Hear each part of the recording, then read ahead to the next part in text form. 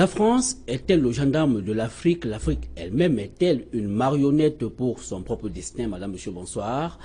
Bienvenue à 237, le débat sur Equinox Télévision. Cette semaine, nous revenons sur le sommet de l'Élysée qui vient de s'achever à Paris, en France. Était-il véritablement un sommet pour l'émergence de l'Afrique ou alors un sommet pour rien? Quels en sont les enjeux sur l'avenir ou encore le développement socio-économique de l'Afrique? Est-on aujourd'hui fondé de croire que le président français qui a gagné le pari de réunir autour de lui la quasi-totalité des chefs d'État et de gouvernements africains engage plutôt le continent à relever l'économie de son pays? Faut-il en même temps croire en une infantilisation des pays africains? Comment comprendre qu'à l'année de la célébration du cinquantenaire de l'Union africaine et du cinquantenaire des indépendances, un sommet sur la paix et la sécurité en Afrique se tienne plutôt en France? L'Afrique subsaharienne peut-elle aujourd'hui se développer économiquement sans la France? Voilà autant de préoccupations, madame, monsieur, que nous nous proposons de partager avec vous, mais surtout avec un panel essentiellement constitué d'économistes. Nous avons donc sur le plateau pour embarquer à bord de cette autre aventure de 237, le débat sur Equinox Télévision, le docteur Simon Basilequin Domilep. Bonsoir. Bonsoir. Merci d'avoir accepté ce plateau. Vous êtes économiste, enseignant permanent à l'Université catholique Saint-Jérôme de Douala. Vous êtes un expert assermenté. Marius Baha, économiste également, vice-président de la CPME. Bonsoir et merci d'avoir accepté ce plateau. Bonsoir et merci de m'avoir invité. Le docteur Pierre Alaka, lui, il est expert en finances publiques, enseignant dans les universités. Bonsoir. Bonsoir Philémon Mao, bonsoir à vos téléspectateurs. Merci de m'avoir associé. Un journaliste parmi les économistes, c'est Mbombok Bengan Kandji Louis Noé. Bonsoir. Bonsoir, Pénélon. Merci d'avoir accepté ce rendez-vous. Vous êtes journaliste, mais je dois mentionner que vous évoluez dans les cercles du journal français, Le Monde diplomatique. Oui, tout à fait. Et je suis dans les cercles du mensuel français, Le Monde diplomatique, depuis environ 10 ans. Voilà, le sommet de l'Élysée en France est refermé sur un certain nombre de résolutions. Une déclaration finale a été faite. Aujourd'hui, la question se pose de savoir si cette déclaration est tout simplement une déclaration d'intention. On remarque que ce sommet s'est refermé sur un certain nombre de résolutions que je vous propose de suivre dans ce reportage de Flavien Dongo. Le document rendu public au terme du sommet de l'Élysée pour la paix et la sécurité en Afrique centrale porte sur 3 volets importants. Sur le plan sécuritaire, les représentants des 53 États présents à l'Élysée ont appelé au renforcement du dialogue stratégique entre les États africains et entre l'Afrique et la France pour une vision commune des menaces, tout en insistant sur l'importance d'un système multilatéral efficace fondé sur une organisation des Nations Unies à la fois forte et rénovée. Le document relève également l'engagement de la France en faveur des efforts de l'Union africaine pour parvenir à une pleine capacité opérationnelle de la force africaine en attente et de sa capacité de déploiement rapide à l'horizon 2015, ainsi que la capacité africaine de réponse immédiatement aux crises telles que décidées par le sommet de l'Union africaine en mai 2013. En sa qualité de président du sommet, François Hollande a invité les États africains eux-mêmes à prendre en main la gestion des crises militaires et humanitaires sur leur propre continent. Des sources affirment que le président français l'avait déjà annoncé lors du 50e anniversaire de l'Union africaine en mai dernier à Addis Abeba en Éthiopie. Par ailleurs, la déclaration de l'Élysée met l'accent sur les atouts de la relation économique entre l'Afrique et la France pour réaliser le processus d'intégration proclamé par l'Union africaine. Les délégués des 53 pays africains présents à l'Élysée sont tombés d'accord sur le principe, tout en annonçant que le prochain sommet se tiendra au Mali.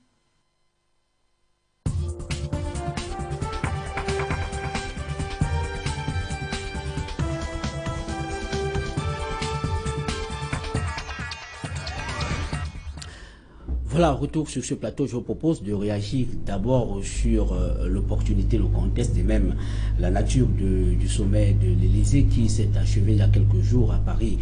En France, on doit noter que le sommet de l'Élysée était axé sur 3 thèmes, la paix et la sécurité, le partenariat économique et le développement et le changement climatique. Louis Noé Bengan, est-ce que vous avez le sentiment que c'était un sommet de la honte comme l'a soutenu la diaspora?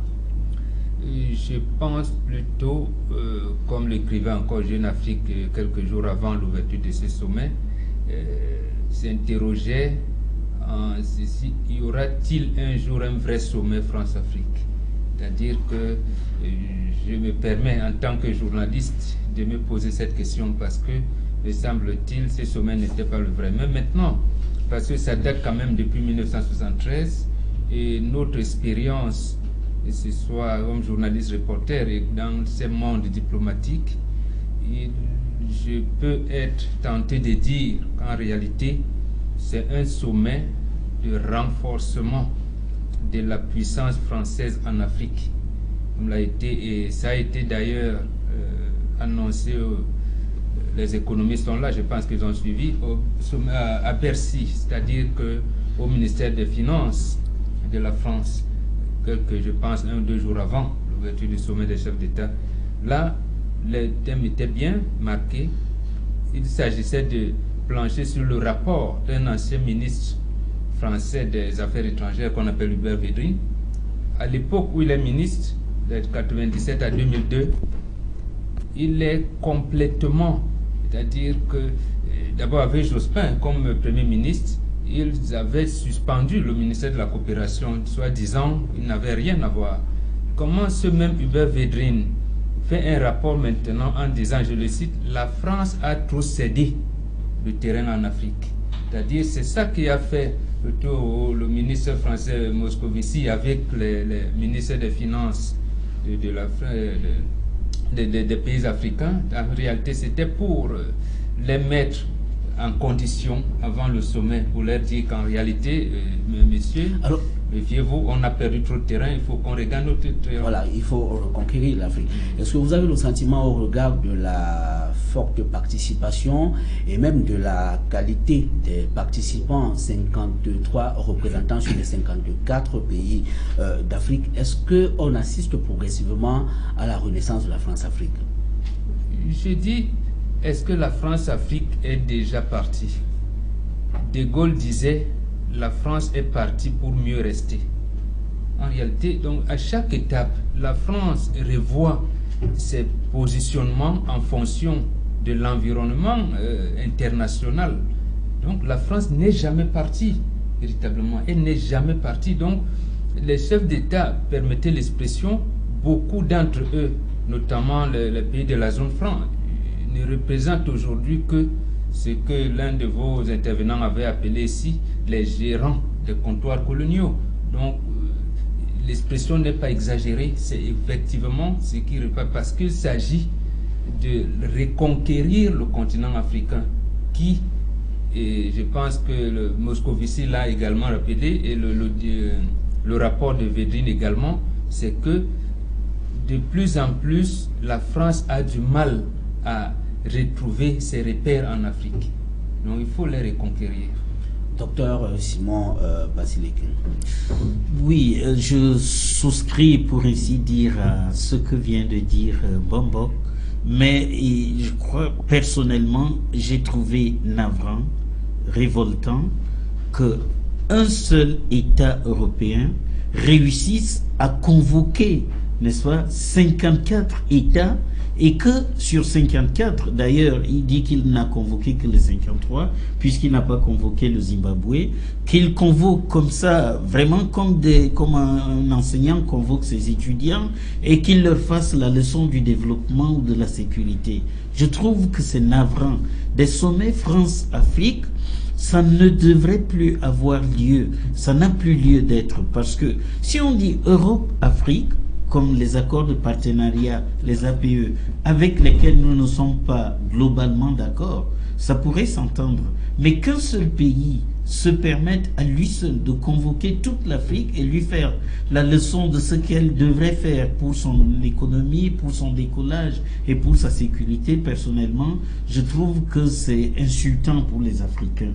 Et j'ai été désolé que même les pays non francophones qui auraient pu résister à ce genre de rassemblement ont tous accepté, sauf le Zimbabwe, parce que je suis certain que si le Zimbabwe n'a pas été invité, c'est bien parce qu'on savait qu'il ne viendrait pas.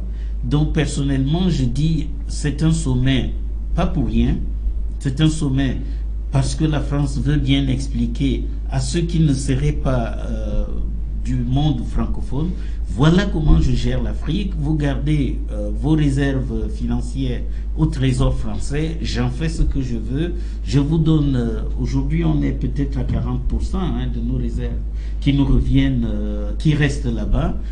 Donc si la France se propose de convaincre le Nigeria, le Kenya, l'Afrique du Sud, pour que eux, ces pays-là également s'alignent sur la manière dont les francophones acceptent, autorisent la France de les traiter, j'ai dit que ce serait navrant. Alors, mais, docteur Simon Basileki, qu'est-ce qui gêne le plus? Le fait que ce sommet se tienne hors de l'Afrique, ou alors que ce soit le président français qui réussisse à réunir autour de lui autant d'Africains? Est-ce que les balises de ce sommet n'étaient-elles pas lancées depuis la célébration du cinquantenaire de l'Union africaine, lorsque François Hollande, on l'avait écouté dans son discours, préparait déjà des Africains à une telle invitation? Si, mais moi j'ai dit... Aucune des deux raisons que vous avez évoquées ne justifiait que ce sommet ait lieu. Premièrement, un seul pays face à tout un continent, le déséquilibre est grand.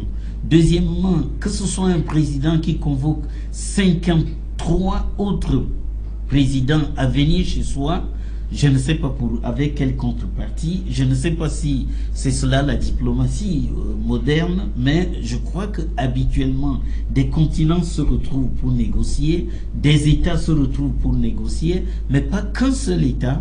Peut-être la France a-t-elle été mandatée par l'Union européenne, sûrement, parce qu'elle se targue de bien connaître l'Afrique, façon de dire qu'elle tient bien solidement son précaré africain, l'Afrique francophone.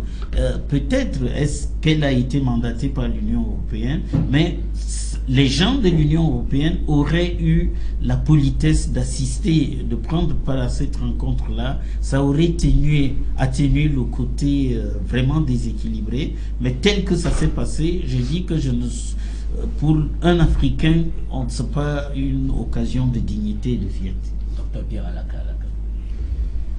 En plus de ce qui vient d'être dit, je crois que nos chefs d'État ou ceux qui en tiennent lieu montrent à suffisance que notre développement, ce n'est pas pour demain.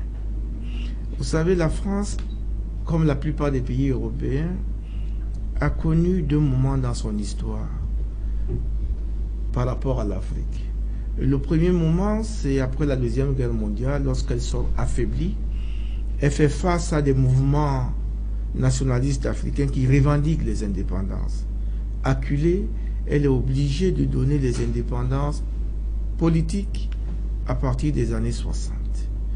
Aujourd'hui, c'est le deuxième moment de l'histoire de la France, la récession. C'est-à-dire que sur le plan économique, la France est aujourd'hui en décroissance. C'est-à-dire qu'en fait, c'est un pays qui n'existe plus économiquement. Elle a donc besoin de l'Afrique. Parce que lorsqu'elle avait été appauvrie après la Deuxième Guerre mondiale, elle a eu droit au plan Marshall, comme la plupart des pays européens. Mais aujourd'hui, elle a besoin de l'Afrique parce qu'il n'y a plus de plan Marshall. Donc, moi, je regarde cette conférence France-Afrique dans ce cadre-là, pour dire que aujourd'hui, avec le sentiment d'émancipation des pays africains poussé par le sentiment anti-français qui est aujourd'hui très accentué et qui, pour la France, devrait amener à revoir sa politique. Les pays africains ont commencé à rechercher leur souveraineté pour accéder à l'autre indépendance économique qui passe par la souveraineté. Parce que vous savez très bien que dans les accords après indépendance politique, on a dit le sol vous appartient, mais le sous-sol appartient à la France. Or, pour que le sous-sol revienne aujourd'hui aux Africains, il faut qu'il y ait la souveraineté, que cette souveraineté soit proclamée. Et la tendance des Africains à vouloir aller vers la conquête de leur souveraineté a poussé la France à se dire, tiens, je suis en train de perdre l'Afrique. Mais au nom de quoi la France va se dire, je suis en train de perdre l'Afrique? Je prends un cas d'un pays comme le Cameroun, qui en réalité n'a pas été colonisé par la France. Le Cameroun a d'abord été sous mandat, puis sous tutelle. Donc, je ne vois pas au nom de quoi nous sommes obligés d'adhérer dans ce genre de politique. Maintenant, pour revenir à cette conférence, je crois que cette conférence, on ne peut pas dire qu'elle était pour rien. On ne peut pas dire qu'elle était au bénéfice de l'Afrique. Parce que cette conférence, en réalité, profite à la France. Aujourd'hui, la France a besoin de remettre en place son économie. Et lorsque vous avez suivi le président Hollande, moi je résume son discours à deux moments. Premier moment, vous signez des accords de partenariat économique qui nous sortiront d'affaires. Ou sinon, la Cour pénale internationale vous attend. Premier moment. Deuxième moment, si vous voulez la paix et la sécurité, je vous forme vos militaires. Or, qu'est-ce que ça cache? Ça cache des contrats mirobolants. 20 000 soldats africains chaque année, par an, pendant 20 ans, parce que 20 ans, c'est la durée moyenne du circuit économique. Pendant 20 ans, ça suppose à peu près 4 000 instructeurs français. Et je vous rappelle qu'un instructeur français coûte 2 000 $ par jour, ou si vous voulez, 1 800 € par jour, multiplié par le nombre d'instructeurs, multiplié par le nombre des années, sachant que plus tard, lorsqu'on aura fini de les former, il faudra bien qu'ils soient équipés. Ce seraient des contrats de vente d'armes. Ensuite, après les contrats de vente d'armes, il faudra des contrats de maintenance. Pièces détachées, tout ce que vous voulez de tout ça. Et maintenant, la France, à partir de ça, va retrouver son équilibre économique et va pouvoir se sortir d'affaires. Voilà l'intérêt et les enjeux de ce sommet France-Afrique. Sinon, comment peut-on m'expliquer que 53 pays africains se mettent ensemble pour peser dans la balance contre un seul pays européen qui aujourd'hui est pratiquement sous perfusion? Si la France, la Grèce, l'Italie et autres étaient des pays africains, vous aurez vu le FMI et la Banque mondiale venir parader ici avec leur incompétence pour nous apprendre comment gérer une économie, comment gérer des finances publiques. Mais malheureusement, comme c'est la France, on dit que c'est un pays vieux, mais oubliant que les pays qui ont atteint leur apogée finissent par accélérer à la décadence. Aujourd'hui, la France a commencé sa décadence. Il revient aux chefs d'État africains de comprendre que dorénavant, notre souveraineté nous appartient. Et nous devons réfléchir nous-mêmes.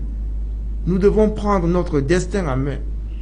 Et pour le faire, nous avons besoin de notre population, nous avons besoin de notre peuple par les voies démocratiques.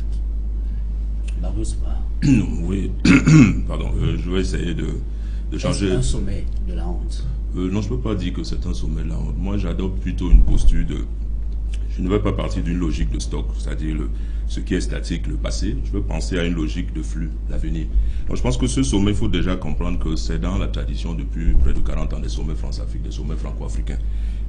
Le dernier en date a eu lieu à RDC, où le président Biya était présent, et le président Hollande a été pour la première fois en Afrique à cette occasion-là, après sa brève escale à Dakar. Mais surtout, ce sommet, on a parlé tout à l'heure notamment des absents. Il faut quand même comprendre que certains sont absents pour des raisons, j'allais dire, pénales. Le président Mugabe, il est sous mandat d'arrêt international. Le président Omar El-Béchi également est sous mandat d'arrêt international. Donc s'ils étaient invités, ils ne pouvaient même pas se déplacer. Mais là n'est pas le problème. Surtout, moi, ce qui m'intéresse, c'est de voir ce que ce sommet peut apporter à l'Afrique. Sur les 35 résolutions qui ont été mises sur la table, il y en a deux qui nous intéressent particulièrement.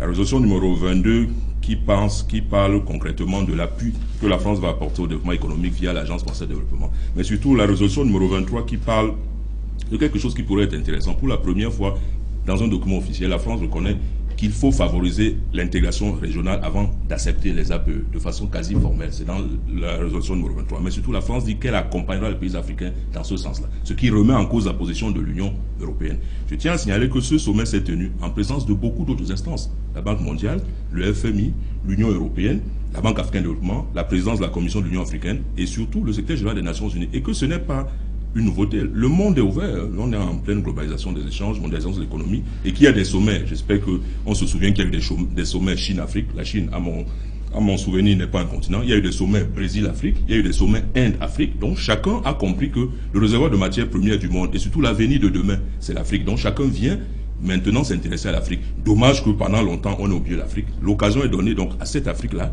de penser à son avenir et de mieux négocier justement ces accords-là et ces contrats qu'il va falloir mettre sur pied pendant les 50 prochaines années. Voilà pourquoi je pense que ce sommet a mis sur pied deux aspects très intéressants. Il y avait un volet paix et sécurité, ça m'intéresse moins. Le volet qui m'intéresse le plus, c'est le volet économique. N'oubliez pas qu'à marge de ça, il y a eu une rencontre intéressante à Bercy entre les hommes d'affaires français et les hommes d'affaires africains. Ce sommet, comme a dit Bombo Bengan, il a parlé du rapport qu'a mis sur pied Moscovici et qui a été piloté par Védine. Mais je rappelle quand même que dans ce rapport-là, 3 Africains étaient dedans. Lionel Zizou, qui est franco-béninois, était là-dedans. Tidiane Sam était là-dedans. Mais également Jean-Michel Severino, l'ancien patron de l'AFD. Bref, il y avait des Africains qui ont contribué à ce rapport-là qui s'appelle « L'Afrique est l'avenir de la France ». Maintenant, c'est à nous de voir si nous aussi, la France est l'avenir de l'Afrique. Donc il faut cesser de croire que... Vous croyez en la sincérité de la déclaration finale? Est-ce que pour vous, est-ce que cela ne risque pas d'être tout simplement une déclaration d'intention? Non, c'est comme toutes les déclarations. Si vous voyez tous les grands sommets, les sommets sur l'environnement, mais c'est à ceux à qui sont destinées ces déclarations de prendre leurs responsabilités en main. Je pense quand même que quand on vous sert des balles comme cela a été fait dans ces résolutions-là, si nous ne prenons pas nos responsabilités en main, si nous-mêmes nous ne voulons pas nous développer par nous-mêmes, comment voulez-vous que ceux qui viennent pour leurs intérêts nous aident à nous développer? Je pense quand même qu'il est temps que l'on arrête de penser que ceux qui viennent travailler avec les Africains viennent par philanthropie. Non, ils viennent pour leurs intérêts. Le monde est capitaliste à 99%. Même la Chine, qui a un régime politique communiste, fait une économie complètement libérale. Ça montre bien que le capitalisme est la seule voie qui crée de la richesse sur cette terre. Donc je pense qu'il est temps. C'est pour ça qu'il faudrait, on parlait tout à l'heure de la France-Afrique, il faudrait un peu voir comment eux, ils commencent à penser au rapport France-Afrique de demain. Nous n'y passons pas. Regardez la nouvelle équipe qui entoure François Hollande. Non seulement il a supprimé officiellement la cellule africaine, il l'a introduite à l'intérieur d'une cellule diplomatique dirigée par Jean-Paul Ortiz, mais surtout il a pris des jeunes qui ont la quarantaine et la trentaine. Vous savez, Thomas Meliono, qui est l'adjoint de la conseillère Afrique, qui est Hélène Legal, 46 ans. Donc, si vous avez des gens comme ça qui sont jeunes, qui pensent à l'avenir, et qu'en face d'eux, ils ont des septuagénaires, des octogénaires, etc., comment voulez-vous que le rapport ne soit pas déséquilibré? Il y en a qui pensent à venir et d'autres qui pensent passer. Donc, c'est à nous de savoir qu'il y a une jeunesse qui est capable de prendre le relais et de faire des choses différentes de celles qui ont été faites en 1960. C'est vrai, comme disait le docteur Alaka, l'indépendance, celle que nous avons acquise, qui a même été une indépendance octroyée de 1960, est une indépendance politique. La vraie indépendance, c'est l'indépendance économique. C'est notre génération et les générations à venir qui doivent la conquérir.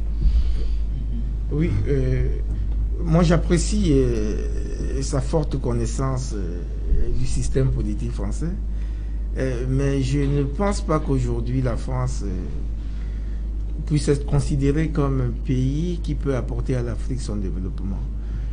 Imaginez-vous, depuis les indépendances, nous avons signé un certain nombre d'accords, nous avons bénéficié des aides et des concours français, mais jusqu'à ce jour, moi, je n'ai pas vu de manière concrète quelque chose qui me prouve, à mes yeux comme aux yeux des autres, que la France nous a apporté quelque chose de positif pour notre développement.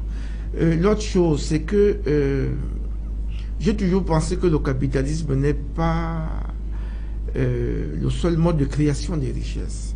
Simplement parce que l'URSS, à l'époque socialiste, a, par ce biais, été la première puissance militaire du monde et à un moment donné, sous Staline, la première puissance économique du monde. C'est connu, c'est... Tout dépend de la manière dont on oriente ce qu'on fait. Et moi, j'ai toujours pensé que, au lieu de créer les richesses, le capitalisme crée la pauvreté. Il crée des richesses, non pas pour l'intérêt général, mais pour des particuliers. Et à partir de ce moment, j'estime que le capitalisme ne saurait être aujourd'hui la voie unique, le modèle unique pour l'Afrique. Nous devons essayer de trouver quelque chose qui nous permettrait... Nous avons des problèmes de développement. Ceux qui ont déjà réglé ce problème peuvent s'engager dans des voies de l'intérêt où on recherche l'intérêt des individus. Nous sommes encore au niveau où nous devons rechercher l'intérêt de la collectivité. C'est pour ça qu'on dit en Afrique, s'il y en a pour un, il doit en avoir pour deux. Mais dans ces pays-là, on n'est plus à ce niveau.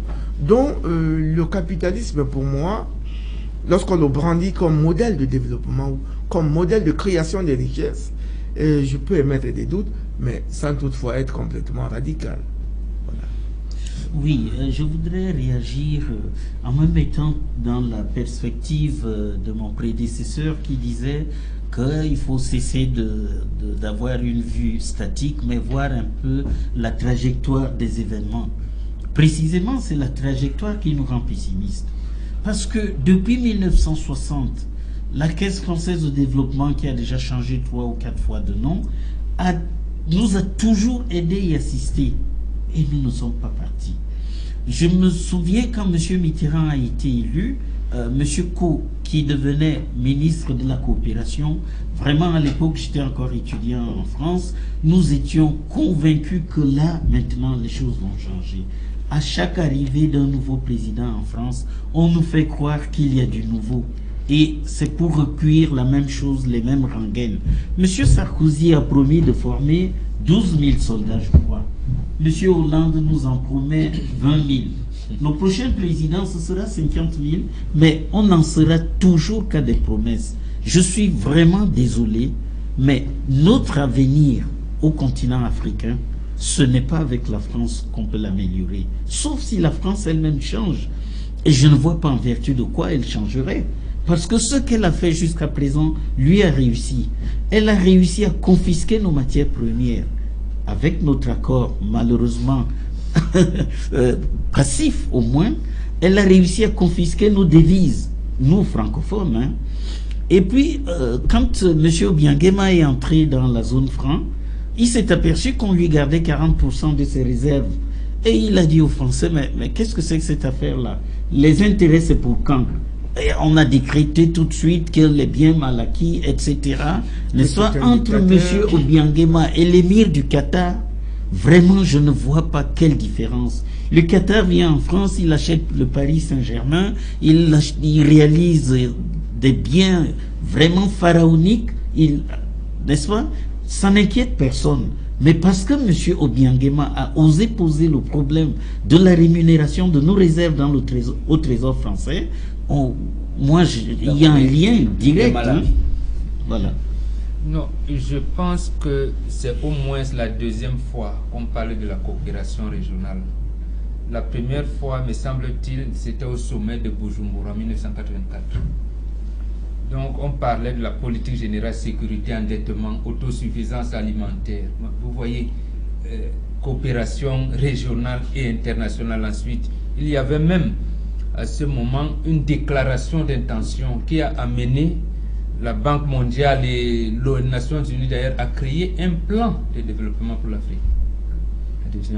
Qui, malheureusement, disait, par rapport au plan de Lagos, disait que l'Afrique pouvait apporter 75% dans son développement et que les bailleurs de fonds, ce que vous appelez en termes universitaires les partenaires au développement, je ne sais pas s'ils en sont. Moi, je crois que c'est des partenaires au sous-développement. Voilà, je suis d'accord avec vous. Et lorsque les Africains, avec l'OU à l'époque, posent ce problème aux Nations Unies, qu'est-ce qu'on leur dit? On va voir. Comme l'a été le cas avec le plan de Lagos. Aujourd'hui, on commence à vous parler d'un certain nombre de choses qui n'apporteront rien du tout. Rien du tout, je dis bien. En réalité, le développement de l'Afrique, comme le dit le docteur Alaka, non, et M. Dr Basilekin, qu'est-ce qui s'est passé avec les indépendants? C'est là qu'il faut voir. Avons-nous vraiment été indépendants? Je dis non. On a demandé pour le cas du Cameroun, une semaine avant la proclamation de l'indépendance, Ahidjo a été invité à Paris. De Gaulle lui dit indépendance avec accord de développement ou pas d'indépendance du tout. Et on avait d'ailleurs organisé un sommet spécial Cameroun. Je pense que c'était du 24 février au 4 mars 59, où le ministre d'État, je pense Jacquinot, et le représentant de la France aux Nations Unies, qui s'appelait Kosciusko Morizet, ils ont interdit systématiquement à M. Ahidjo, Premier ministre d'alors du Cameroun, de rencontrer Félix Moumié, même dans les coulisses. Et vous savez ce que Moumié leur a dit? Il leur a dit, je sais, vous avez voulu de donner le pays à Idjo, mais au moins, aidez-le sur un seul point. Réunissez le pays, sinon, vous ne résoudrez jamais le problème anglophone. Donc, ils n'ont rien compris. On invite donc à Idjo, ici, ces fameux accords, que François Fillon est revenu encore le 20 mai 2009. Et puis, mon ami, avec un certain nombre de bagatelles-là, et à chaque étape du capitalisme, de l'évolution du capitalisme, la France, notamment puisqu'on parle d'elle, mais je peux parler du système capitaliste, renforce et regarde et revoit la position. C'est ce que Chirac a dit à Yaoundé en janvier 2001. On voit la mondialisation des économies qui vient, le thème de Yaoundé c'était l'Afrique face au défi de la mondialisation. Et Chirac, et là aussi, Kofi Annan était là. À Yaoundé dit, l'Afrique ne représente que 1% dans les échanges mondiaux. Et il était question d'aider l'Afrique maintenant pour que ces entreprises soient concurrentielles, soit. Et puis, plus rien. Vous allez me dire. Alors, et l'autre chose, je termine par là. Oui, Bérogovois, c'était, je pense, le sommet de 92 aussi à Libreville. Il avait promis qu'on avait augmenté, je pense, de 0,7% dans le milieu français, c'est qu'on allait donner. Et prévoir même qu'il y aurait un siège ou comment s'appelait ça, un village africain ou une maison de l'Afrique en France. Plus rien. Donc ces choses-là, mon ami, soyons sérieux. De revenir sur les enjeux économiques de ce sommet, nous poursuivons avec l'évaluation de la pertinence de la déclaration finale sur le plan sécuritaire, parce que le sommet de l'Élysée a été présenté comme un sommet où ensemble des formes pour une meilleure coopération devaient être définies. Une coopération pour prévenir et traiter les conflits et lutter partout contre le terrorisme. Est-ce que vous pensez, eu égard à cette déclaration, que la sincérité du président français peut être engagée lorsqu'on sait que beaucoup d'observateurs ont présenté, n'est-ce pas, la France, ou alors ont taxé la France d'être responsable dans beaucoup de conflits en Afrique, parce que c'est des conflits qui se dessinent depuis la France. Est-ce qu'aujourd'hui, il ne faudrait pas remettre en cause la sincérité d'une telle déclaration, docteur Alaka? Mais vous savez, dans ce genre de rencontre, le communiqué final n'est qu'un communiqué final, c'est-à-dire une déclaration d'intention. Et comme toute déclaration d'intention, si on n'a pas mis en place un comité de suivi qui va veiller à l'application de ces résolutions et à la mise en forme et à la mise en conformité, ça ne donnera rien du tout. Quand bien même on mettrait, il faudrait l'accord de volonté des parties. Et ici, nous sommes en présence des États et la notion d'accord de volonté est interprétée diversement. Moi, je veux dire la chose suivante. Tous les conflits en Afrique ne sont pas nés du fait des Africains. C'est pas possible. L'Africain, naturellement, est un homme de paix. C'est quelqu'un qui a vécu dès les origines dans des combats. Parce que nous avons appris à l'école et au collège les empires du Mali, les empires du Bénin, les empires du Bornou, tout ça, où il y avait des grands guerriers. Mais tout ça s'est terminé. Quand chacun a eu son espace, ça s'est assagi. Et lorsque les indépendances sont arrivées, il y a eu une autre forme de conflit qui est née. Cette fois-là, c'est le conflit de la survie. Et les États luttent pour leur survie. Et lorsque un État, comme les États européens aujourd'hui, se rendent compte que, entre guillemets, dans leur précaré, des gens qui n'avaient rien à voir avec ce précaré viennent se pavaner. Je parle des pays émergents comme la Chine, l'Inde, la Corée et bientôt le Brésil et l'Afrique du Sud. Ces pays européens en difficulté aujourd'hui estiment que ce n'est pas possible. Ça, c'est un. Et dans cette manifestation de volonté pour le refus de ce qui se passe, ces gens se servent de ce qu'on peut considérer comme des non-patriotes. Parce que, vous savez, c'est chacun qui voit midi à sa porte. C'est chacun qui lutte pour sa survie. nous parlons ici aujourd'hui, nous voulons bien vivre au Cameroun. Moi, j'ai des amis français. J'ai de la famille en France. Comme partout, comme nous tous d'ailleurs ici. Mais moi, je pense que je me sens mieux chez moi au Cameroun qu'ailleurs. Et c'est pour ça que je peux penser clairement que si on veut déstabiliser le Cameroun, je ne peux pas être d'accord avec celui-là, même si c'est mon ami. Et je crois que nous sommes dans cette hypothèse-là. Regardez ce qui s'est passé au Mali, en Côte d'Ivoire, en Libye, en Centrafrique aujourd'hui. Mais ce n'est pas le fait des Centrafricains, ce n'est pas le fait des Libyens, ce n'est pas le fait des Ivoiriens, etc. On a failli connaître le même coup avec la Syrie. Mais si les États-Unis avaient accepté, l'Europe aurait envoyé la Syrie. Simplement pour des histoires de gaz qui doit traverser le territoire syrien pour faire blocus au gaz russe qui aujourd'hui est le principal aliment pendant l'hiver des Français. Donc, ces enjeux sont des enjeux économiques et ces conflits sont des conflits économiques. On les politise donc par des notions de il est resté longtemps au pouvoir, il est dictateur, il a des biens mal acquis, ainsi de suite. Et on instrumentalise certaines personnes qui n'ont pas la notion de l'État, qui n'ont pas la notion de la nation et qui n'ont pas la notion du vouloir vivre en commun, c'est-à-dire la notion de la paix. Voilà. Alors, Marius Ba, cette situation traduit-elle la posture d'un pyromane qui revient aujourd'hui jouer les sapeurs-pompiers? Lorsqu'on voit par exemple la situation en République centrafricaine où la France a envoyé des troupes, on se souvient qu'il y a plusieurs mois, lorsque le régime commençait à être déstabilisé, on avait demandé l'application des accords de défense, mais on se souvient également de la réponse de François Hollande qui avait dit que les troupes françaises en République centrafricaine ne sont là que pour sécuriser les Français et non pas les régimes. Non, disons sans vouloir faire de ce débat une véritable fixation pathologique anti-française. Nous savons tous les jeux géopolitiques et géostratégiques qu'il y a dans notre continent et dans notre pays. C'est évident que tous ces conflits dont tu as parlé, le docteur Alaka, ne sont pas du simple fait du hasard. Ils ne sont pas nés ex nihilo. Il y a bien des gens derrière qui jouent le rôle de pyromane, même si après, ils se muent en pompiers. Mais ce que je voudrais simplement, c'est mettre le doigt sur l'essentiel. L'Afrique n'est pas le seul continent qui a été colonisé. Posez-vous un peu la question, pourquoi les autres continents colonisés ne le sont plus? Je rappelle que le Brésil est une ancienne colonie portugaise. Est-ce que le Brésil est encore colonisé? Le Brésil est maintenant plus riche et plus puissant que le Portugal, puisque c'est la 6e puissance économique du monde, devant la Grande-Bretagne et dans bientôt devant la France, qui est la 5e puissance économique. Donc pourquoi nous ne pourrions pas devenir comme les Brésiliens? La Chine, je rappelle qu'elle a été colonisée par le Japon.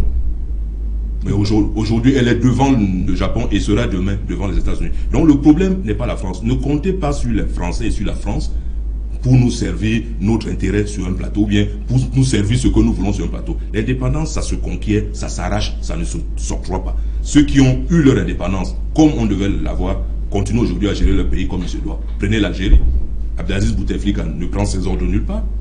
Prenez Kagame, il ne prend ses ordres nulle part. La preuve, il a décliné l'invitation lors du dernier sommet France-Afrique, etc., etc. Dos Santos ne prend pas ses ordres ailleurs, il les prend chez lui, à Luanda. Donc, si nous en sommes là où nous sommes, nous les pays africains en règle générale, et notre pays peut-être en particulier, il faudrait bien s'interroger pourquoi. Vous savez, une organisation en tant que telle, c'est trois choses. Ce sont les méthodes qu'on implémente, ce sont les structures qu'on met sur pied, et ce sont surtout les hommes. Car ce sont les hommes qui animent les structures et qui implémentent les méthodes. Or, si ça pêche au niveau des hommes, vous trouverez toujours des problèmes au niveau des méthodes et des structures. Donc le problème de l'Afrique, c'est le problème des hommes. Donc il faut complètement une refonte des modes opératoires, mais surtout une sorte d'ajornamiento. Changer complètement le logiciel de gouvernance de nos pays. Et pour ça, il faut des hommes nouveaux.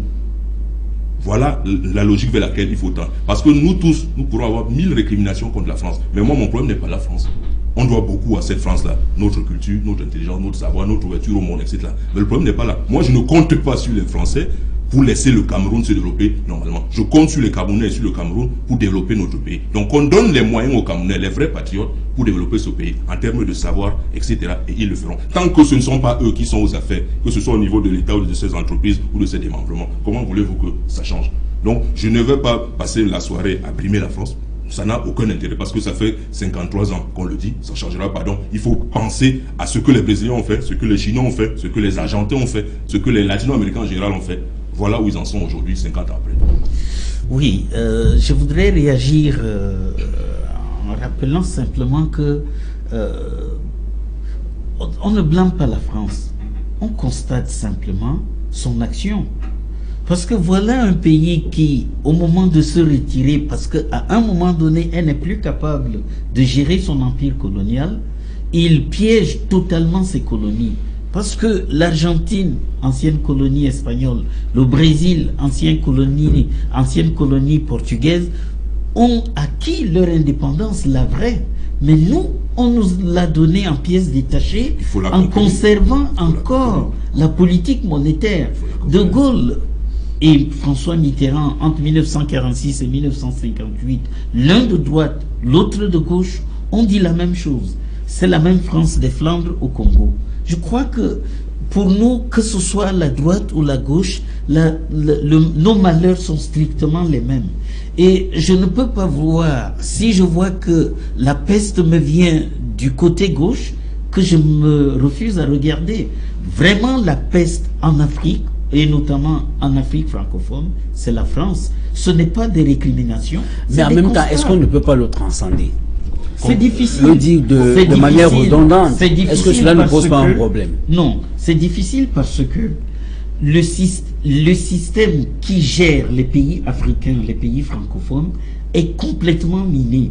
Parce que ce n'est pas possible, et l'histoire n'a jamais prouvé nulle part qu'en régime républicain, un individu reste au pouvoir pendant 30 ans. Salazar est resté 40 ans au Portugal. Ça a créé le malheur du Portugal qui a pris des décennies de retard sur le reste de l'Europe. C'est le seul cas. Et en Afrique, on nous dit, voilà, c'est des sages, ils sont calmes, ils vous apportent la paix, la sécurité, il n'y a pas la guerre chez vous. Et puis, vraiment, il faut dire les choses comme elles sont. La France a un contingent en Centrafrique. La France a un service de renseignement compétent, enfin efficient. Et puis voilà un Djotodia qui sort de nulle part et qui chasse un président légalement établi. On ne peut pas me dire que c'est le hasard, que c'est les Africains qui sont incompétents. Là, on a organisé cette chose-là précisément parce que maintenant que le pétrole sur le bord de la mer est en train de s'épuiser, il s'agit d'aller dans l'Interland chercher toutes les richesses qu'on a mis en réserve.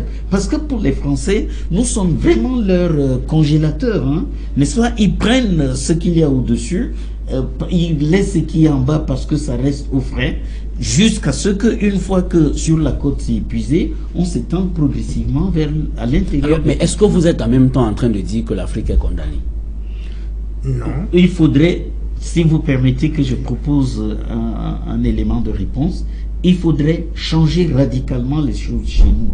Et tel que c'est parti, où les gens restent 30 ans, et quand ils sont morts, parce que personne n'est éternel, on laisse le fils, puis le petit-fils, puis l'arrière-petit-fils.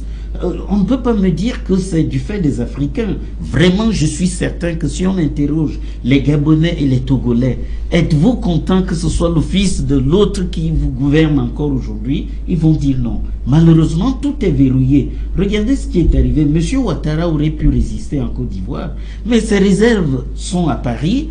On lui a bloqué les banques et puis voilà, on l'a attrapé comme Monsieur Gbagbo, pardon. On l'a attrapé comme une souris dans son trou et puis on a installé Monsieur Gbagbo. Monsieur Ouattara.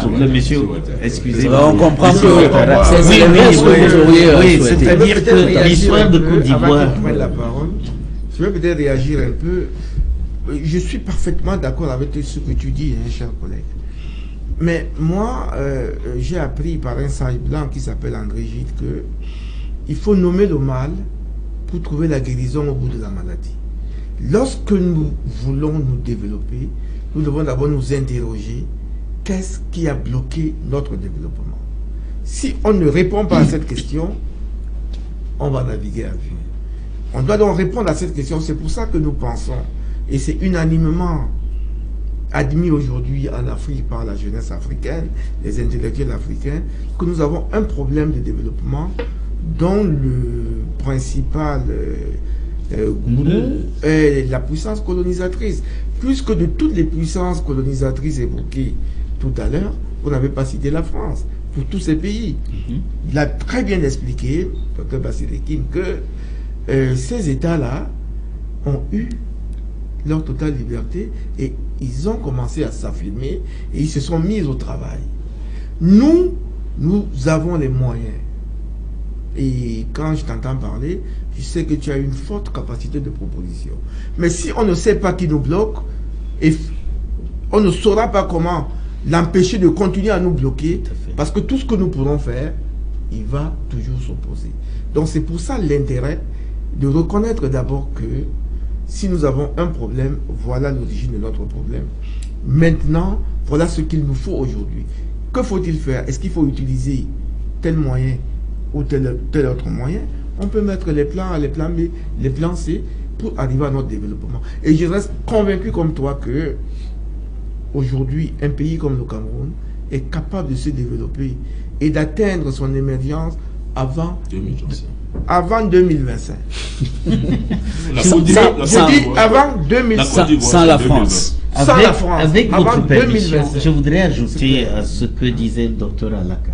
Pourquoi nous ne nous posons pas la question de savoir pourquoi n'y a-t-il pas un seul exemple historique de pays de culture française qui se soit développé? La Belgique, c'est parce que c'est des Européens. La Suisse, c'est peut-être le sixième des Suisses qui parlent français.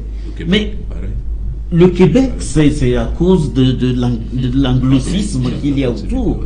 Donc on voit l'Australie, on voit le Brésil, on voit l'Argentine, on voit le Canada. C'est des pays qui sont issus d'autres cultures que la culture française. C'est quand même une malédiction que aucun cas historique, aucun exemple statistique ne vienne nous donner l'espoir qu'un jour un pays francophone se soit jamais développé et sorti du sous-développement. Oui, vous avez posé le problème de la sécurité. Tout à fait. Il faut dire clairement que la France a peur qu'une armée africaine véritable ne soit mise en place. Tout à fait. C'est pour cette raison que la soi-disant force africaine en attente, donc la base logistique, semble-t-il, à Douala, a été confiée de manière expresse à Ségouba Konaté. Pourquoi? Il a parlé tout à l'heure de l'Angola. Et précisément, pour se développer, regarde le cas de la Syrie. Pour se développer, d'abord, laissons le sol et le sous-sol, il faut être en mesure d'avoir une capacité militaire qui réponde. Et la France a peur de ça. C'est pour cette raison que sa base est restée à Djamena, à Bangui, en Somalie, Libreville, ainsi de suite, à Dakar. Mais la création d'une force africaine d'action rapide transpire de la déclaration. Non, qui va s'occuper des transmissions? Qui s'occupe de la transmission? Qui s'occupe du matériel? Qui s'occupe de la formation? C'est pour signer des contrats. C'est inopérant. Bon. C'est inopérant, vous le savez. Bon, dans tous les cas, l'idée de création de cette force africaine d'action rapide avait germé depuis le sommet d'Addis Abeba, mais au cours de la célébration du cinquantenaire de l'Union africaine. Le premier sommet de Mitterrand en novembre 81 à Paris, c'était quoi? Tchad, dialogue nord sur matière première. Deuxième sommet qui parlait de sécurité, Tchad, ainsi de suite, Effectivement, c'était pour Mitterrand. Qu'on disait tiers-mondiste à l'époque, il a dit tout à l'heure, lorsque l'énonce un certain nombre de choses, son ministre de la coopération, Jean-Pierre Coude, pense vouloir, mais on lui dit, mais monsieur, taisez-vous. Ne pensez pas que les mots que vous donnez ont la même sens, ont la même signification dans le jargon politique. Non, ils le savent précisément, c'est pour encadrer les armées qui existent. Les coopérants, ils sont toujours, alors qu'on a hier, il y avait des coopérants dans nos lycées et collèges ici, c'était fini, mais il existe toujours des coopérants français dans nos armées, dans nos forces armées. J'ai dit bien dans toutes nos forces armées. Pourquoi? Que font-ils là? Quelquefois, vous allez voir, c'est un sergent qui vient comme instructeur et il va rencontrer des généraux des colonels, des généraux. Lui, il a même un traitement princier, ainsi de suite. Non, la France ne veut pas cette force armée africaine. C'est pour cette raison que l'Angola s'est retiré. C'est pour cette raison que l'Angola s'est retiré. Et on pense précisément que c'est là, lorsqu'on, la veille du sommet, je pense 2001 à Yaoundé, lorsque le président Kabila est décédé, vous savez ce qui s'est passé? Dos Santos et Mugabe ont dit à Kofi Annan au perron de l'hôtel Hilton, monsieur, nous rentrons. Vous avez voulu la guerre en RDC, vous l'aurez. Nous n'allons pas attendre Chirac.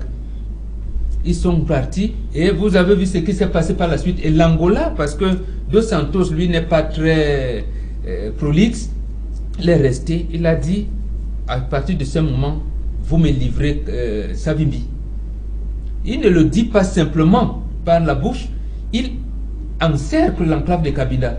On était obligé de le faire. C'est précisément parce qu'on sait que quand l'Angola parle, s'exprime, mon ami, tout le monde marche. Et c'est cette armée-là dont la France a peur. Et veut donc continuer à envoyer les instructeurs pour nous mettre, en réalité, pour maintenir, je dirais, la police.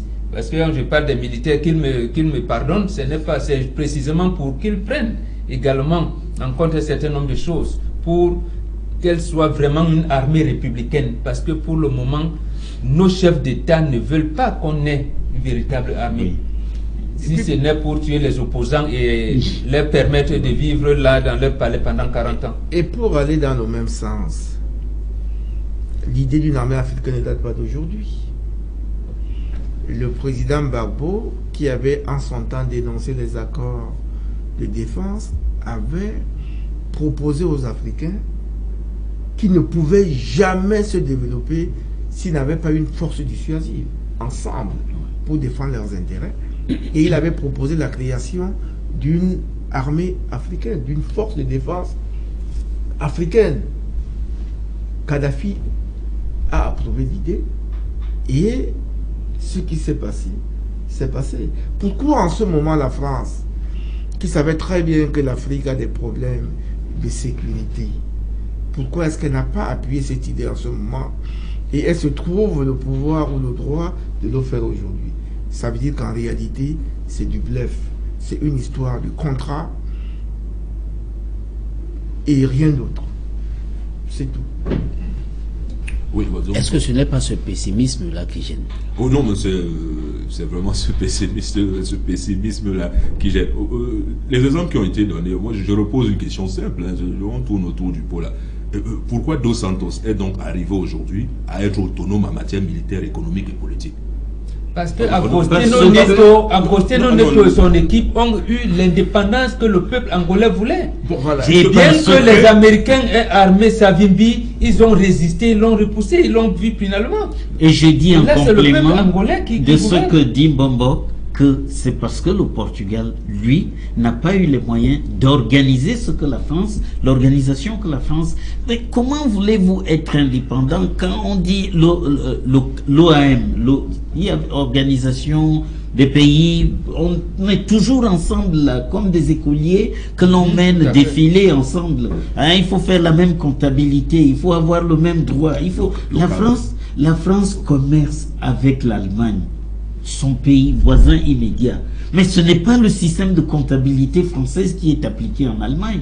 La France vend aux États-Unis. Ce n'est pas avec le même au CAM, au HADA. Mais nous, on veut toujours nous maintenir ensemble parce que c'est plus facile de diriger un groupe cohérent que de diriger des gens dispersés. Et puis je voudrais, avec votre permission, terminer pour que Marius reprenne la parole. C'est vrai que le sujet semble vous passionner. Moi, franchement, c'est des choses vues, revues, redites depuis, qui ne font pas avancer le débat. Nous savons tous où est le problème. Le verre est dans le fruit. Au contraire, nous avançons. Ouais, non, on va vous dire mais moi, je pense que nous avançons. Le verre est dans le fruit depuis le début. Hein. Vous savez, depuis la création de la 5e République, la Constitution du 4 octobre 58, quand on a créé la communauté française, soi-disant, la question était posée simplement. Qui veut l'indépendance? Il n'y a que ces Touré qui l'a prise, avec les conséquences que l'on sait. Voilà. Ne vous plaignez pas que les 17 autres... Non, mais attendez, le PC a posé le problème de depuis 48. Je vous coupe pas quand vous parlez.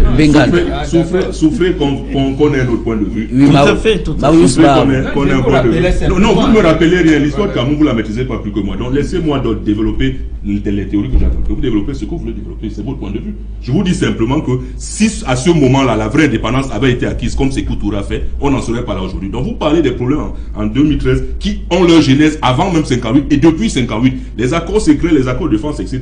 Pourquoi voulez-vous aujourd'hui, encore une fois, que la France, qui a tiré profit de tout ça, se lève un matin, comme par un esprit saint, décide de laisser tout tomber? Donc c'est à nous, c'est notre responsabilité de voir comment on peut faire pour s'en sortir.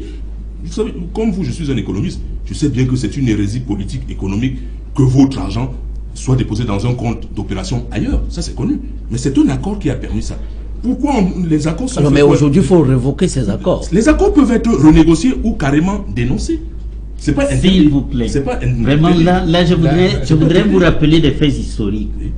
Sylvanus Olympio, président du Togo, il écrit à la France en disant, à telle date, je me retire de la zone franc. 4 jours avant, 4 jours. Il n'est pas mort, on l'a assassiné. Il n'est pas mort de crise cardiaque. Thomas Sankara pose le problème. Nous savons ce qu'il est devenu. Gbagbo pose le problème. Voilà ce qu'il est devenu. Autrement dit, c'est un système qui est vicieux et qu'il faut dénoncer avec la dernière énergie. Voilà, je vous... Oui, c'est pour dire qu'on ne peut pas être malade et dire aujourd'hui, je cesse d'être malade. Sans savoir de quoi on souffre. Tout à fait. Mais c'est lorsqu'on a su de quoi on souffre qu'on dit, ok, je soigne cette maladie et je vais guérir. Moi, je crois que les idées sont très bonnes. On avance sérieusement. Il a dit tout à l'heure que le véritable problème de l'Afrique, dite francophone, c'est son élite. Une élite héritée de la colonisation et qui reste aux affaires et qui se perpétue de génération en génération. Voilà ce à quoi il faut s'attaquer. De sorte que nous puissions avoir les dirigeants dont on a besoin, qui peuvent tirer leur puissance et leur force des personnes qui les ont élus, pas des loges qui les ont placés là où ils sont. Parce que c'est de ça qu'il s'agit. Parce que ces loges, lorsqu'un président arrive en Afrique, qu'est-ce qui se passe? Il se passe des choses, nous les voyons. Il se passe des choses. Mais lorsque vous rentrez dans ça, comme disent nos frères, mais vous n'êtes plus libre. Vous n'êtes plus libre. Hein? On n'aura même pas besoin de vous le rappeler. On demandera à votre gourou de vous frapper sur les doigts. Quelqu'un que vous faites vivre. Voilà le système. C'est-à-dire qu'il y a eu lavage de cerveau. On a perdu, nous, notre culture, pour épouser la culture des autres. Et à partir de la culture, on nous tient. On n'a pas eu les possibilités de mettre en place une armée. Nous l'avons déjà dit ici. Et à partir de leur armée, ils nous tiennent. On n'a pas eu les possibilités de mettre à disposition de notre développement les compétences et les ressources humaines de qualité dont nous disposons. Et ils nous amènent n'importe quoi ici. Et là, ils nous tiennent. Il nous faut nommer n'importe qui. Et là, ils nous tiennent. Mais comment voulez-vous, si on ne dénonce pas, si on ne nomme pas tous ces mots qui nous minent, qu'est-ce que nous allons décapiter? C'est quand on a nommé tout ça qu'on peut décapiter, maintenant nous mettre vers la voie du développement et commencer à rechercher les voies et moyens qui nous permettent, nous aussi, d'arriver, d'être un pays comme le Brésil. Regardez le Cameroun, avec ses richesses, du sol comme du sous-sol, ses richesses en ressources humaines. Mais vous pensez que la Corée qui empruntait de l'argent au Cameroun sous Amadou Ahidjo serait ce qu'elle est alors que le Cameroun ne fait que rentrer des années dernières? Nous étions déjà payés à revenus intermédiaires. Nous sommes aujourd'hui pays pauvres, très endettés. On est sorti de là, on est payé à revenus intermédiaires. C'est pour ça que la France, justement, nous a sorti de la liste des 18 pays à qui elle a accordé la paix. On ne peut pas être pays à revenus intermédiaires et nous retrouver dans cette situation. Ce n'est pas possible. Si on était payé à revenu intermédiaire, nous ne recevrons plus nos instructions du FMI et de la Banque mondiale. Ils nous ont demandé d'augmenter le pétrole récemment. Ils nous ont, vous avez vu tout à l'heure, tout récemment, il y a eu crise de pétrole. Tout à fait, il y a une pénurie. Il y a eu pénurie de carburant. J'ai entendu un ministre du Commerce dire que c'est la faute de la faute. Mais c'est complètement ridicule. C'est un monsieur qui ne comprend rien à ces choses. La vérité, tout le monde la connaît. On a mis du carburant dans nos convois français qui allaient en Centrafrique, c'est tout. Sous instruction du FMI. Ça, c'est connu. Voilà. Et nous, pendant ce temps, les Bensikina ne peuvent pas travailler, les familles meurent de faim, les Camerounais ne peuvent pas aller au travail parce qu'ils ne mettent pas le carburant dans leur voiture. La nourriture ne peut pas venir de l'Ouest. La nourriture ne peut pas venir de l'Ouest ou de Kola ou de Bakwa, mon village à Bokito, pour monter à Babiao, à Yaoundé, parce qu'il n'y a pas de carburant. Est-ce que vous voyez ça? Mais comment sortir de là si on ne sait pas d'où ça vient? Alors, comment sortir de là? Nous allons y revenir vers la fin de cette émission. Le partenariat économique et le développement était l'un des enjeux du sommet de l'Élysée, docteur Basilekin. Est-ce que vous avez vous accordé avec des observateurs qui ont pensé que le continent a été appelé à relancer plutôt l'économie de la France? Avec la chute des parts de la France en Afrique, qui s'est dégringolée au fil des 20 dernières années, on parle d'aller de 10% à 4,7% aujourd'hui. Moi, je pense que, je me souviens, Aïdjo, un jour, après un match, il aimait le football.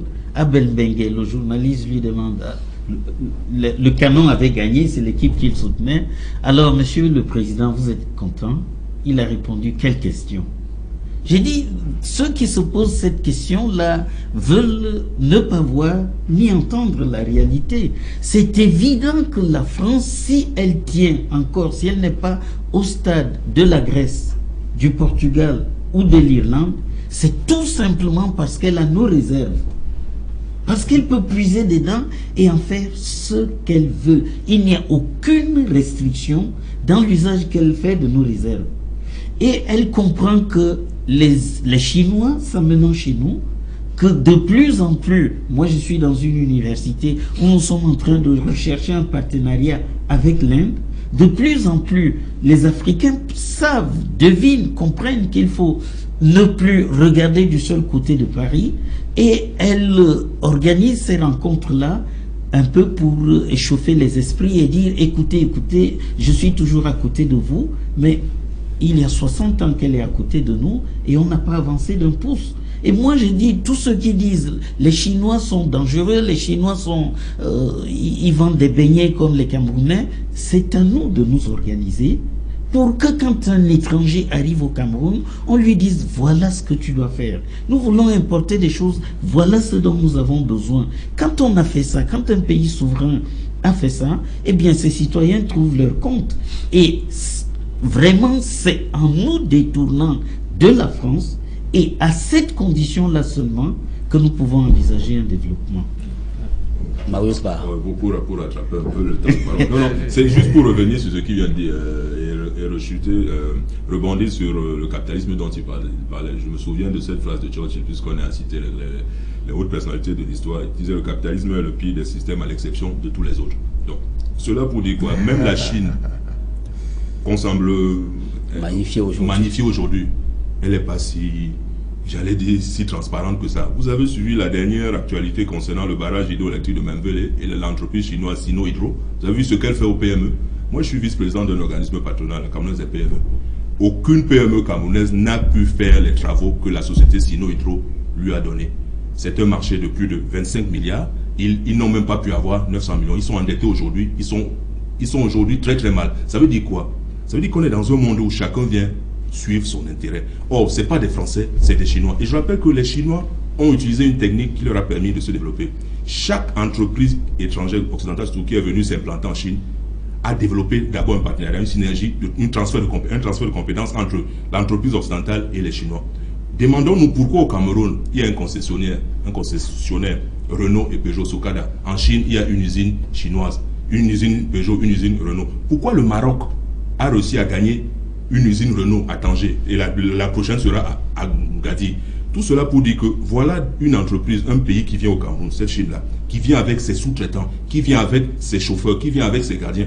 Est-ce que c'est la faute des Français de ce côté-là? Ce que je veux faire comprendre, c'est que le problème est au niveau de la faillite de l'État dans son rôle d'État développementiste. Si l'État ne joue pas son rôle, c'est pas seulement face à la France, il le fera demain face à l'Inde, il le fera demain face au Brésil, il le fera demain partout. Donc le truc, c'est de reprendre notre indépendance économique et de faire en sorte que lorsqu'il y a un projet, que les Camerounais en profitent. Nous avons soumis au pouvoir public de ce pays, via la Camerounaise des PME, un projet d'accompagnement du deuxième pont sur le Vori, pour dire que sur les 120 milliards, l'État camerounais a mis 23,6 milliards là-dedans. Que dans ces 23,6 milliards, que les entreprises camerounaises qui sont dans la restauration, le bâtiment, la construction des rues, la ferronnerie, la tuyauterie, puissent bénéficier, le transport puisse bénéficier de cela. On a écrit à tous ceux qui comptent au plan politique et économique de notre pays. Nous avons écrit au consortium Sogea-Sato, nous avons écrit à l'AFD, nous avons écrit à l'ambassadrice de France dans ce sens-là. Donc on attend les réponses. Voilà un cas concret où on demande à ce que l'État joue son rôle d'État développementiste. S'il ne le fait pas, est-ce que ce sera encore la faute de la France? Mais Marius Ba, dans ce système, je vous en prie, vous allez rebondir le temps, Marius Ba, dans ce système de gouvernance que vous dessinez défaillant, est-ce qu'on ne risque pas moins avec la Chine qu'avec la France? Moi, je ne. Non, le risque. J'ai pas fait des calculs d'apothicaire. Le risque est le même. Une entreprise camerounaise qui tombe en faillite face à la Chine, ça me fait autant mal que si elle tombe en faillite face à la France. Sauf que la Chine, c'est récent. Et que la France, c'est depuis plus d'un demi-siècle. C'est là où ça fait mal. Vous savez, quand vous êtes truandé depuis longtemps et que vous êtes truandé depuis la veille, vous avez moins mal que par rapport à cet état de fait. Mais je pense que le système est tout à fait le même. Et je mets quiconque au défi. Si demain on a un partenariat avec la Turquie, qui cherche à entrer au Cameroun, demain avec l'Inde qui s'intéresse au Cameroun, demain même avec la Russie, même avec l'Afrique du Sud, qui est pourtant africaine comme nous, on aura exactement de cette nature-là. Ils penseront venir s'implanter et faire ce qu'ils veulent exactement faire. Vous savez, MTN est une entreprise africaine, oui, mais elle rapatrie tous ses dividendes où? En Afrique du Sud. Parce que c'est comme ça que l'économie est goupillée. Est-ce qu'on ne pourrait pas leur dire que par panafricanisme, développer une partie au Cameroun? Non, ils développent un peu, le reste, ils renvoient. Ils font exactement comme leur pendant Orange, qui est français. C'est pour dire que ce n'est pas lié à la France. Même si je comprends exactement ce que l'on dit au sujet du mal qui mène. Mais je voudrais en réaction poser une question. Oui. Est-ce que vous imaginez qu'une entreprise qui arriverait en Chine, supposons que c'était l'inverse, oui, est-ce que l'entreprise camerounaise en Chine pourrait faire en Chine ce que nous laissons faire les Chinois chez nous? Jamais. Sûrement pas. Jamais. Très bonne question. Résultat, c'est l'État tel que la France nous a légué. C'est ce que j'ai dit, la faillite de l'État. Il faut dire l'État, comme il a dit, tel que la France nous l'a légué. Hubert Védrine dit quoi dans le rapport qui a été discuté avec le ministre des Finances? Dit la France a cédé trop de terrain en Afrique. Elle ne dit pas que les Africains ont signé des accords.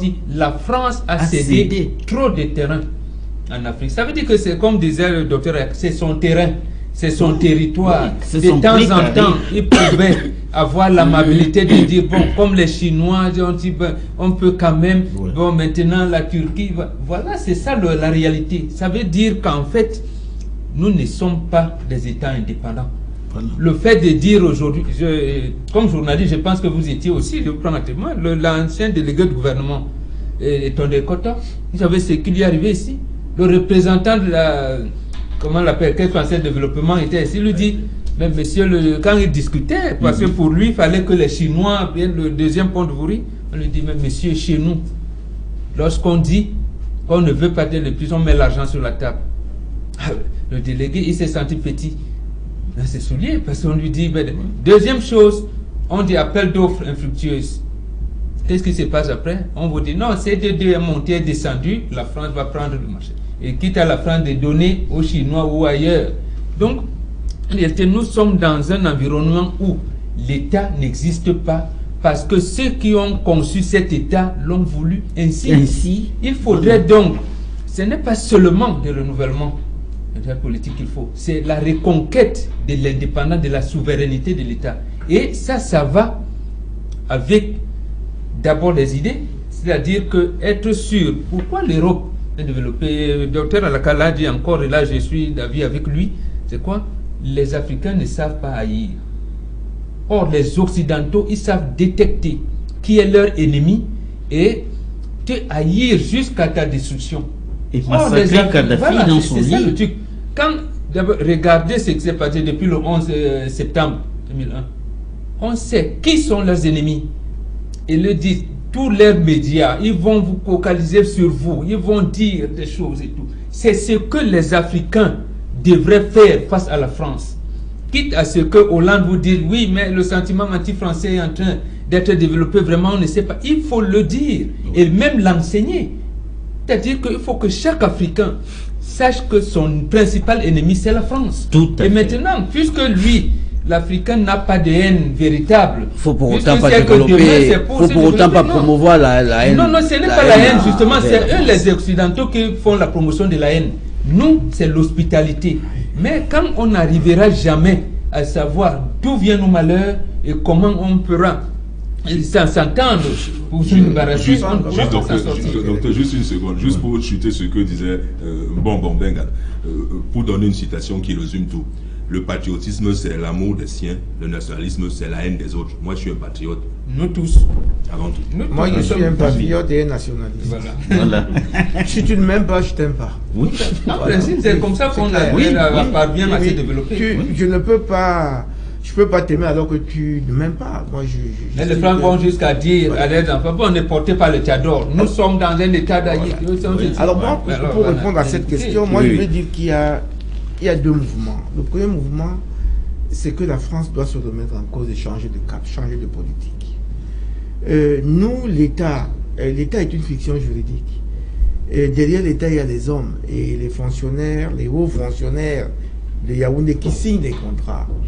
Parce que le cas de la Chine de Mbenvele, le barrage de Mbenvele que vous évoquez, mais il y a des Camerounais qui ont négocié le contrat, qui sont très haut placés. Et un cabinet camerounais qui a validé ça. Et un cabinet camerounais a validé. Ça veut dire que dès le départ, il était constant que la part qui devait revenir aux sous-traitants camerounais, en réalité, c'est fictif et elle devrait revenir plutôt aux Chinois. Donc c'est nos propres frères. Et c'est là le véritable problème de notre développement, la corruption. C'est-à-dire, et n'oubliez pas que la corruption ne vient pas ex nihilo. Si vous payez bien vos fonctionnaires, ils ont de quoi vivre. Et je crois qu'ils vont limiter les dégâts. Ils vont avoir quand même un tout petit respect de la chose publique et de l'intérêt général. Moi, je me souviens, quand j'étais plus jeune, sous l'ancien régime de M. Aïdjo, les voitures dormaient dehors, les gens oubliaient des habits, séchaient des habits dehors, se couchaient chez eux, on ne touchait pas. Mais aujourd'hui, on casse les maisons. Les gens vous disent, on arrive. On branche même le fer à repasser sur les gens. Donc ça veut dire quoi? Ça veut dire qu'il y a eu une paupérisation de la population qui a fait ressurgir l'instinct de survie de la part des humains que nous sommes, et chacun a voulu chercher sa pitance avec les moyens qui lui sont propres. Il faut donc aujourd'hui, ceux qui nous gouvernent sachent qu'ils doivent d'abord donner à ceux qui travaillent un bon traitement. Fixer les prix des matières ou des matières premières ou de... J'entends par matière première, quand ma maman vend son sac de macabo, pour elle c'est une matière première. Il faut qu'elle puisse vendre son sac de macabo de manière à ce que ça lui rapporte quelque chose. Pas qu'elle est dans un village où il n'y a pas de route, on vient acheter à vil prix parce que celui qui arrive avec sa voiture là-bas a déjà tant de difficultés pour y arriver, et qu'elle attend de vendre son sac de macabo parce qu'elle a besoin de ça pour acheter son savon et son huile. Donc il faut des routes. Il faut développer le pays par des routes, de sorte que les voies de communication soient le premier élément, le premier moteur du développement. Vous savez très bien qu'on dit que là où la route passe, le développement suit. Or, nous avons un sérieux problème à ce niveau-là. Et du coup, la vie se renchérit. Ceux qui travaillent ne vendent pas au prix coûtant leurs marchandises, mais ceux qui ont les moyens de l'acheter, c'est eux qui bénéficient. Exactement ce que les pays développés font de nos économies. Il faut changer de cap. Maintenant, nos fonctionnaires, avec ta permission, Fénédon Maro, nos fonctionnaires sont corrompus. Ce sont des voleurs, des bandits. Et je crois que notre problème vient aussi de là. lorsque vous avez des gens, et je vais vous dire, la France que nous vilipendons ici et qui le reconnaît. Dans tous les cas, lorsque vous dites, vous reconnaissez quand même qu'il y a des exceptions. Des voleurs, c'est ceux qui ont été reconnus coupables. Oui, il y a d'autres qui vont suivre. Il y a d'autres qui... Ça ne veut pas dire que tout le monde est voleur. Voilà. Hein. Mais je vous assure, il y a des gens intègres là-bas. Voilà. Moi, je connais des hauts fonctionnaires d'une intégrité incroyable qui font leur travail. Mais vous avez d'autres qui vous disent qu'il faut joindre l'intéressé au dossier. Voilà. Vous faites une réclamation, vous voulez obtenir un droit de l'administration, on vous dit qu'il faut joindre l'intéressé au dossier. Mais c'est pourquoi faire? Normalement, on ne devait même pas avoir accès au ministère. Lorsque vous allez dans les pays développés, vous n'entrez dans un ministère que si vous avez rendez-vous. Sinon, vous déposez un dossier à la guérite, il est traité, vous obtenez votre réponse chez vous. Pourquoi en ligne? Pourquoi on ne pourrait pas travailler ainsi? Hein? C'est ça les pistes du développement. Voilà. Lui Noé Bingham, je reviens à vous. Lorsque j'ai posé la question de savoir si, au regard des enjeux économiques de ce sommet, est-ce que les Africains n'ont-ils pas reçu l'appel pour relancer l'économie de la France? Le docteur Simon Basilikin a estimé que c'était véritablement défoncer une porte ouverte. Est-ce que si on croit en cet appel, vous croyez également à sa prospérité? Est-ce qu'aujourd'hui, la France n'est-elle pas en train de se tromper de contexte parce que ce qui a été appelé longtemps son précaré est sous l'influence de l'Empire du Milieu aujourd'hui? Mais c'est justement là son combat, c'est-à-dire reconquérir les terres qu'elle a perdues. C'est là le combat. Et vous avez, à l'entame de l'émission, vous avez posé la question de savoir si la France est le gendarme de l'Afrique. Hier, la question c'était quoi? La France est l'avocat de l'Afrique. Pendant tout ce temps qu'elle a joué le rôle d'avocat de l'Afrique, qu'a-t-elle fait? Cette année 2013, le Cameroun a dépensé plus de 100 milliards de francs pour importer le riz. Est-ce que la même France qui hier, notre avocat, pouvait, comme elle, qui subventionne son agriculture, permettre aux pays africains de faire autant? J'ai dit non. Non seulement, je le dis parce qu'elle a même dit non. Elle n'a pas voulu aider les pays africains qui plaidaient avec l'Union européenne, de dire non, mais nous ici chez nous, on subventionne l'agriculture, mais laissons les autres aussi le faire. N'acceptera jamais. N'acceptera jamais. Donc, la France ne se trompe pas de contexte. Elle sait qu'elle a mal joué à un moment donné et des partenaires sont venus. Parce qu'au même moment que la Chine, par exemple, venait, la Chine prenait la France aussi. Oui. Aller au 13e arrondissement à Paris, mais c'est tout est chinois. Et du tout. Donc, en fait, au même moment, puisqu'il fallait également négocier avec la Chine, qu'est-ce que les Chinois leur ont dit? Nous achetons 150 Airbus, mais vous nous livrez 3. Le reste, vous fabriquez chez nous. Voilà. Donc, voilà. Nous, est-ce qu'avons-nous ce drôme alors? Ce qu'a fait aussi De Gaulle, à la fin de la Deuxième Guerre, De Gaulle dit, je n'entre pas à l'OTAN, je fais d'abord mon pays. Mais on laisse. Ici, vous osez, il vous arrive ce qui est arrivé à Gbagbo ou à Kadhafi. Donc voilà le problème. La France ne se trompe pas. Elle sait qu'elle a les gérants des comptoirs qui sont là, que pour cette raison que même les anglophones, qui hier, il y en a quand même qui avaient une certaine indépendance, une certaine autonomie, mais par des jeux de, comme on appelait AEF et AOF aujourd'hui, ça est devenu CEMAC, CEDEAO, on les encadre. On les encadre, c'est-à-dire les pays anglophones qui sont dans ces deux zones-là, vous êtes encadrés par les francophones qui sont les maîtres. Et c'est voilà le jeu qui se passe. Alors, vous avez indexé pour la plupart le système de gouvernance. Quel type de thérapie peut-on appliquer aujourd'hui à l'Afrique pour une Afrique économiquement émergente sans la France ou encore avec même la France? Vous savez, moi j'ai deux mots seulement pour répondre à la question. Premièrement, nous avons un président de la République qui a libéralisé la parole. Parce qu'il fut un temps où nous n'aurions pas fait cette émission sans nous retrouver à Tcholiré le lendemain. Par bonheur, ce temps a passé. Donc, tout ce qu'il faut aujourd'hui à l'Afrique, c'est de permettre à la société civile d'agir, d'émerger et d'agir. cette histoire que pour se réunir à 10, il faut demander l'accord du sous-préfet qui interroge le préfet, qui se renseigne chez le gouverneur, lequel demande au MINAT s'il doit autoriser cette réunion. C'est ça qui muselle la société civile. Cette histoire que quand on n'est pas content du gouvernement et qu'on veut descendre sur la rue, on se croit autorisé de prendre des armes. Non, c'est ça qui muselle l'Afrique. Parce que si les citoyens, les Africains ne sont pas plus cons que les autres, au contraire, moi qui suis enseignant et qui ai eu la chance d'enseigner en Europe et au Cameroun, je peux vous assurer que nos enfants sont beaucoup plus prégnants. Donc nous ne sommes pas idiots. Il suffit de libérer la société civile. Il suffit d'accepter la démocratie, la vraie. C'est-à-dire que c'est la majorité du peuple qui doit décider de ce qu'on doit faire. Et non pas un suivisme où on a le même président pendant 30 ans et quand il est fatigué ou quand il est mort, on nous dit que Cuba, c'est pas démocratique. C'est bien ce que disent la presse française et vous, au monde diplomatique, c'est ce que vous nous dites. Bon, monsieur Castro, frère aîné, est fatigué, il passe le pouvoir au jeune frère. Après, lui, il va passer à son neveu ou à son fils.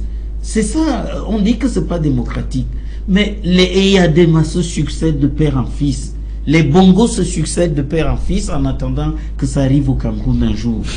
Je vous assure que c'est ça le remède. C'est libérer la société civile, laisser la parole libre aux Africains, la possibilité de penser. Parce que quand on est en régime de parti unique, tout le monde pense pareil et c'est dangereux pour l'homme.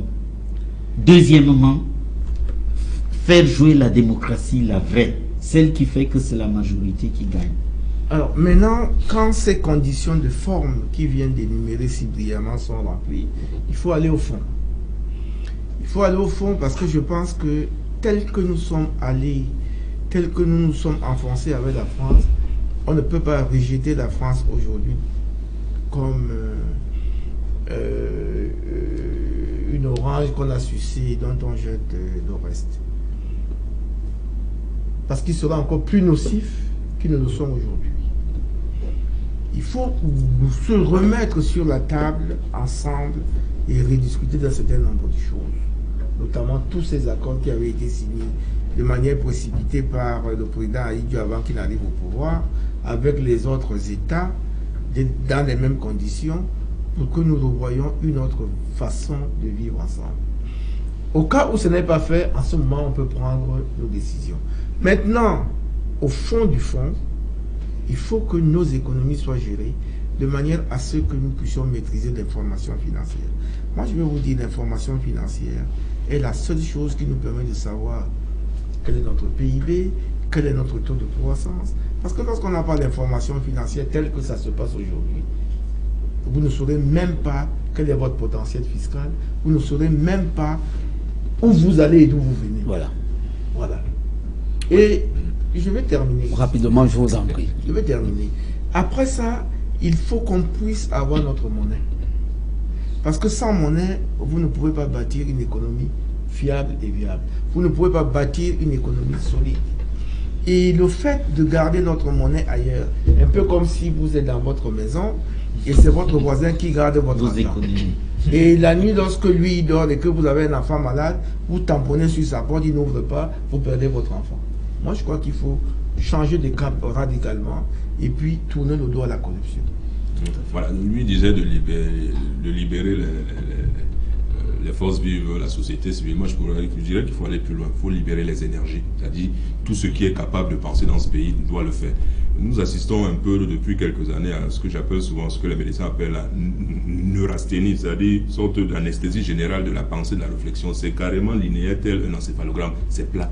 Donc, il est temps que ces énergies-là se libèrent. On a libéré la parole avec la loi de 90 qui nous permet justement de pouvoir parler comme ça. Maintenant, il faut libéraliser l'économie, libérer également tous les autres secteurs. Ce que vraiment je souhaiterais, c'est de voir l'émergence dont on parle arriver non seulement à la date prévue, mais peut-être plus.